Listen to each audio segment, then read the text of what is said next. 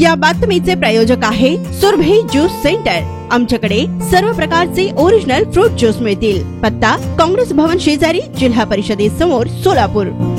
सोलापूर लोकसभा मतदारसंघातून काँग्रेसने आमदार प्रणिती शिंदे यांना उमेदवारी जाहीर केली आहे। त्यानंतर भाजपानेही युवा आमदार लोकसभेच्या रणांगणात उतरवला आहे। आमदार राम सातपुते यांना भाजपानं उमेदवारी जाहीर केल्यामुळे सोलापूर लोकसभा मतदारसंघात दोन युवा आमदारांमध्ये रंगतदार लढत होणार आहे। तर देशाच्या गृहमंत्री आणि राज्याचे मुख्यमंत्री राहिलेल्या सुशीलकुमार शिंदे यांच्या कन्येचा हा मतदारसंघ असल्यानं महाराष्ट्राचं लक्ष लागले आहे। त्यातच लोकसभा निवडणुकीसाठी सोलापुरातील कामगार नेते आडम मास्तर यांनी आपली भूमिका स्पष्ट केली आहे। ज्यांच्या ड्रीम प्रकल्पासाठी पंतप्रधान मोदी सोलापुरात आले होते, त्या आडम मास्तरांनी काँग्रेसचा प्रचार करण्याची तयारी दर्शवली आहे। पंतप्रधान नरेंद्र मोदींच्या हस्ते सोलापूरमध्ये पीएम आवास योजनेतील 15,000 घरांचे वाटप भव्य कार्यक्रमातून करण्यात आले होते। सोलापूरमधल्या कामगारांसाठी ही आवास योजना वरदायिनी ठरली असून कम्युनिस्ट नेते आणि माजी आमदार नरसय्या आडम मास्तर यांचेही मोठे प्रयत्न यासाठी राहिले आहेत।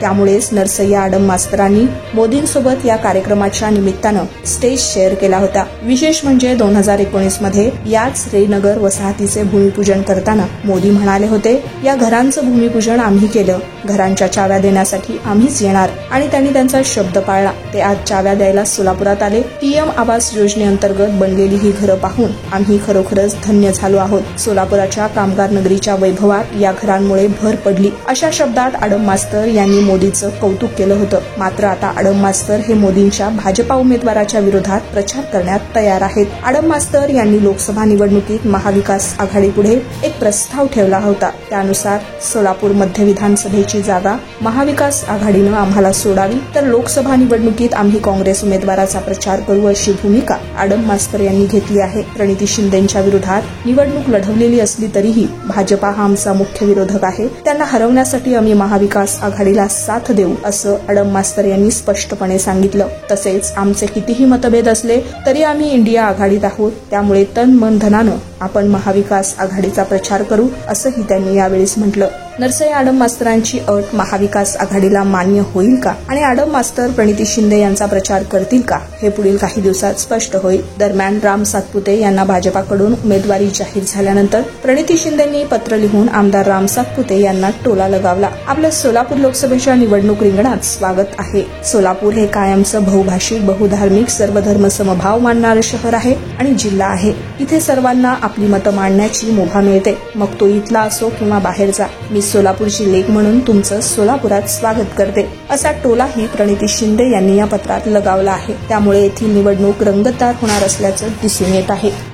गेल्या 21 वर्षापासून सोलापूरकरांच्या सेवेत असलेलं एकमेव juice centre Surabhi juice centre, 7 रस्ता येथील पहिल्या शाखेच्या यशस्वी वाटचालीनंतर आता सुरभी ज्यूस सेंटरची दुसरी शाखा ग्राहकांच्या सेवेत सुरू झाली आहे। खास ग्राहकांसाठी स्पेशल सीताफळ, स्पेशल रामफळ, स्पेशल खजूर, स्पेशल अल्फान्सो मँगो, स्पेशल अनार, लीची, blueberry, chocolate, cold coffee, Oreo cold coffee, dragon special, special kiwi, mix fruit chaat व खास उन्हाळ्यात स्पेशल आमरस मिळेल। पार्सलची सुविधा, विविध पार्टींचे ऑर्डर्स हे स्वीकारले जातील। ज्यूस पिण्यासाठी खास फॅमिलीसाठी स्वतंत्र व्यवस्थाही। स्वस्त आणि चवीला मस्त सुरभी ज्यूस सेंटरची टेस्ट।